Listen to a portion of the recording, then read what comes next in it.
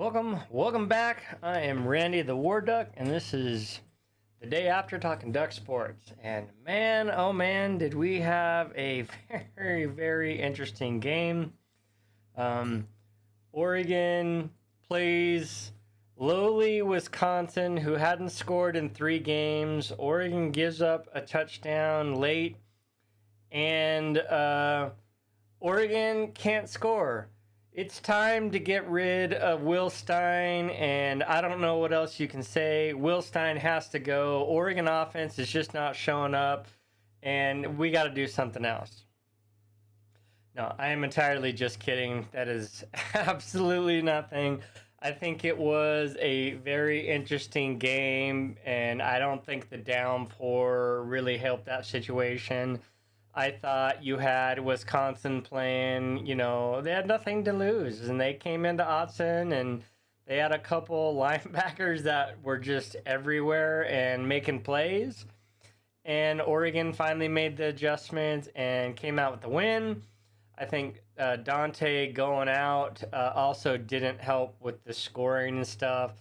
And then Wisconsin throws basically a Hail Mary and comes down with it. That kind of stuff's going to happen. All right. But now that we got that out of the way, I'm just kidding about all that Will Stein stuff. I think Oregon won and advanced. May not have went exactly the way they want, but, Luke Fickle, he's been around a long time. He's a good coach. The kid's still trying to play hard for him. I think they would be way better than they are without some of the injuries they've had, but that's just kind of the way college football goes. And in the end, Oregon gets the win. Was it impressive? No, but it was still a win, and it was still pretty much a dominant win if you really look at it. So let's just kind of take a look at things here.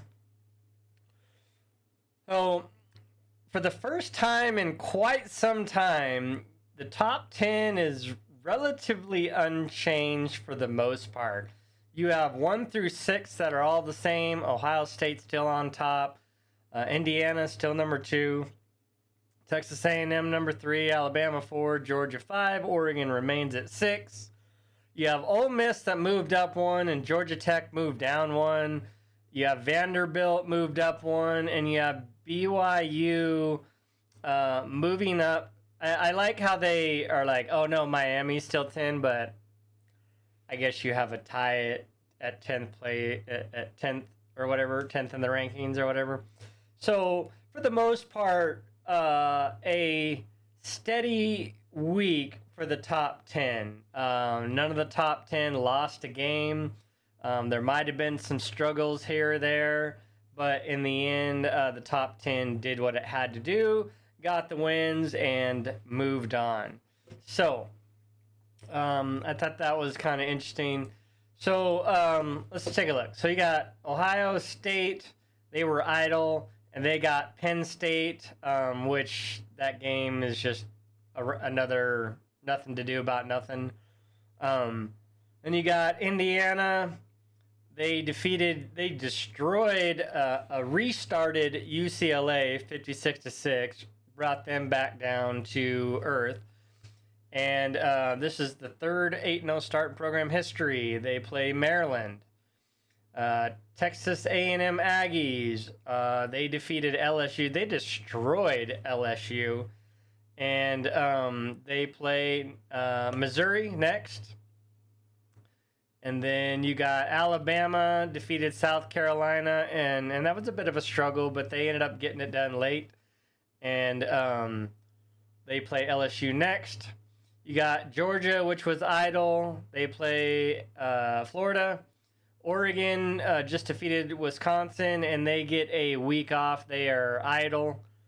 It says November 8th. So they're idle next week. So that'll be a good time for Oregon to get some things corrected before they go to a very good Iowa team that has been doing really well. Also, Iowa sits basically tied with Oregon in second place. in the Big Ten because they both have one loss. You got Ole Miss Rebels. They defeated Oklahoma, and they got South Carolina. Georgia Tech, they defeated Syracuse, and they have North Carolina State. Vanderbilt defeated Missouri 17-10. That was a rough game to watch.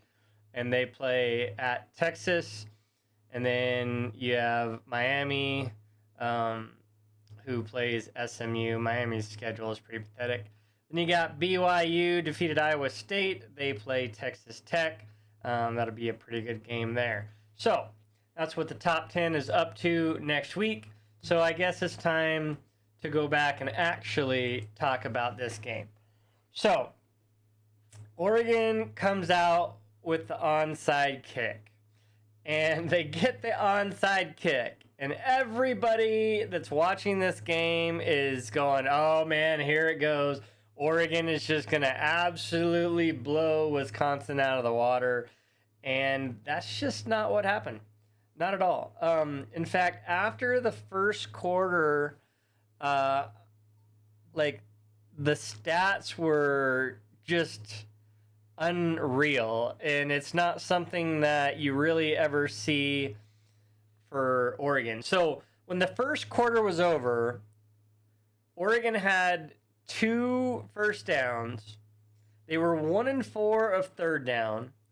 They were 0-1 in fourth down. They had -14 rushing yards, passing yards 37, total yards 23. They had given up 2 sacks, and they had punted twice and had a penalty. That is not an Oregon first quarter stat that I have ever seen since the early 80s when Oregon was really, really bad. And that's years ago. You know, that's a long time ago. That's 40 years ago. So yeah. So, but that just is what it is. So let's just go ahead and take a look at the end of the game. Even still, if you look at these stats, these aren't typical Oregon stats, and you can attribute it to the rain. You can attribute it to Oregon just not in rhythm, but Wisconsin had a lot to do with that. They were just in the right place at the right time a lot in that first half. And then as the game went on, Oregon started to wear on them a bit, and that's when Oregon started making bigger and bigger plays. So let's take a look. So first downs, Oregon has 19, Wisconsin has 11. Third down, 8 of 15. Third down, 3 of 11. And fourth down, 0-1. And Wisconsin was 2-3. So if you look at that, Oregon was 0-1 in the first quarter and fourth downs, and never went for fourth down again after that. So that should kind of tell you something there. Rushing yards. After being held to negative yardage in the first quarter, Oregon ends up with 203 rushing yards to Wisconsin's 110, which is amazing because in this game, in the first quarter, the first half, it seemed like Wisconsin was getting 5 to 7 yards an attempt every time they would run. And then they would try to pass it, and that's where they would mess up. I'm surprised they just didn't run it, 60 times and just try to force it down Oregon's throat. Passing yards, Oregon has 132 to 86. Yards per game, Oregon ends up with 335 to Wisconsin's 196. Oregon gives up 4 sacks and only gets 1. Wisconsin throws an interception. Oregon punts 5 times. And penalty yards, Oregon has 9 penalties for 75 yards. That's a thing that Oregon's going to have to go back and address. They've been typically pretty good, but penalties have been increasing a little bit by little bit each game, and then now we end up with 9. Wisconsin had 8. And I thought the referees in this game weren't real great. I thought some of the spots were a little suspect, and I don't understand the targeting call that Wisconsin was called for, because in, I think it was the last game, or the Indiana game, Jaden Lamar pretty much got his head taken off. And the excuse was that it was the hairline. And there was all these memes about showing people with hairlines back up here because it was like such a blatant thing, right? And then on this one, they hit front face mask to face mask, but yet it was still a targeting call. And I don't know. I didn't even think the hit was all that, really. Like, he kind of jumped and landed in the quarterback's face. It wasn't a super vicious hit. He didn't launch. It wasn't the crown of the helmet, but because it was a quarterback and they said it was defenseless because it was after the throw, that equals targeting. So now I don't understand what the targeting call is, because I thought it had to be with the crown, forcible contact with the head, with the crown, and then I thought there was some launch stuff. So I don't understand what is targeting anymore, because I honestly didn't think that one was, but whatever.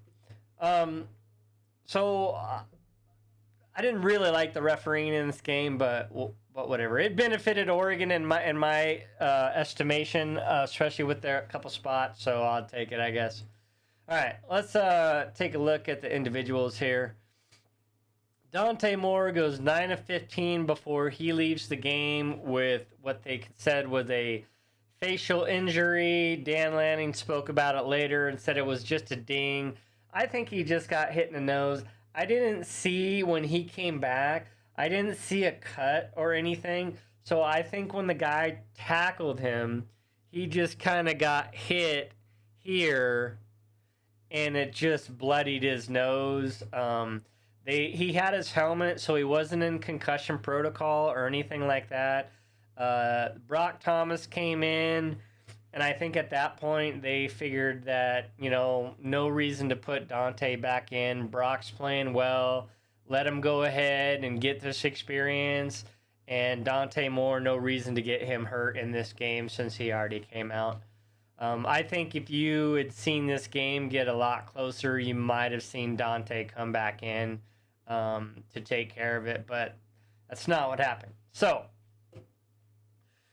Jordan Davis, man, what a game he had. 16 carries for 102 yards, 6.4 average, long of 20 with 2 TDs. Noah Whittington was putting in the work. He had 14 carries, 97 yards, 6.9 average, and he had a long of 36 that everybody thought was a 70-yarder, but he just barely gets pushed out. But all these are in the second half. All of these are in the second half. Deere Hill Jr., he has 2 carries for 28 yards, 14 average, long of 27. Brock Thomas had 5 rushes for -2 yards. Malik Benson had 1 for -4. And Dante Moore had 4 for -13. So, yeah. Rushing game took a long time to get started, but once it got going, it just completely took over. But I'm not 100% sure why, because I thought Oregon had a lot of success up the middle, but then every time they went side to side, Wisconsin was fast enough to cover those, and those runs didn't go very far. But maybe it was just to make sure that they were being honest. I don't know. All right, receiving. You had DeCorian Moore with 3 catches for 45 yards, long of 15. And a super, super big-time catch there from Brock Thomas in, I think it was in the third quarter. It might have been the fourth quarter, where it goes through the defender's hands, and DeCorian sitting on another guy still catches the ball, makes the first down. Amazing concentration catch. That guy's simply amazing. Also, there was another play that I can't remember if it was on the punt or not, but it was a play that didn't count. That Dante Moore comes back around and blocks a lineman, a defensive lineman. Just an amazing effort, to putting your body out there. Uh, you know, the guy probably outweighed him by 200 pounds at least, and Dante Moore is out there trying to block him and everything. So Jeremiah McCullough had a pretty good game. 3 catches, 40 yards. Jamari Johnson, 1 catch, 23 yards. Gary Bryant, 2 for 11. Kenyon Sadiq, 1 for 6. And then the big man, Janorius Wilson, 1 catch for 1 yard in the end zone. Brock Thomas's very first touchdown goes to an offensive lineman. And the whole thing was just hilarious because not only did he bump it up and then catch it, but his touchdown dance that he did, and all the other guys were doing it with him. Dan Lanning made a comment and was like, I've seen that touchdown dance a million times. I just wish he had done it on the sidelines. So it just shows that they practiced that play over and over, and it was just hilarious. I don't know. So Atticus Sappington, he did well. I thought the highlight was the punting team, James Ferguson. That guy showed up yesterday in that game, and I think maybe he might have been, for me, the player of the game other than Jordan Davison.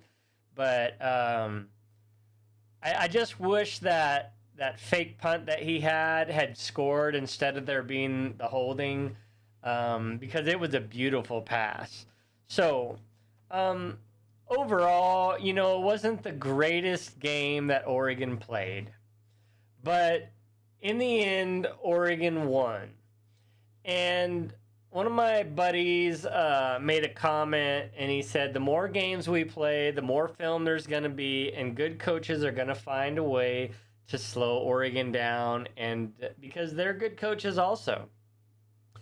And the other team always has a say when you play a game, right? And sometimes Oregon is just going to overwhelm teams, and sometimes Oregon is just going to find a way to win. I thought this game was Oregon winning an ugly game. And sometimes you just have to win ugly games. I mean, it was really, I know it doesn't rain in Autzen Stadium, but it pours, and it was pouring, and I think that had a big effect on the Oregon offense. I don't think Dante felt comfortable throwing the ball like he usually does. You saw him like pump fake one time and almost drop it and have to catch it.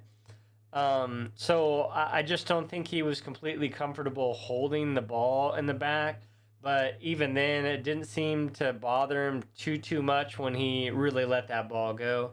The receivers did a really good job of catching anything that was around them. There were some overthrown balls that they had no chance at. But for the most part, there wasn't a lot of... there was very minimal dropped balls by the Oregon receivers. I know there wasn't a lot of passes, but still. I thought overall it was a struggle game. Oregon met that struggle and overcame that struggle and got the win, and we're just going to have to move on. Oregon's got a bye week before they go to Iowa, and it's just something that Oregon's going to have to work on. There's plenty of things to get better, and that's what you want at this point of the season. You want to win, advance, and keep getting better. So with that, we're going to be out of here. Let me know what you think. Go ahead and leave a like if you're still here. I appreciate it. With that, though, we are going to be out of here. Much love, all.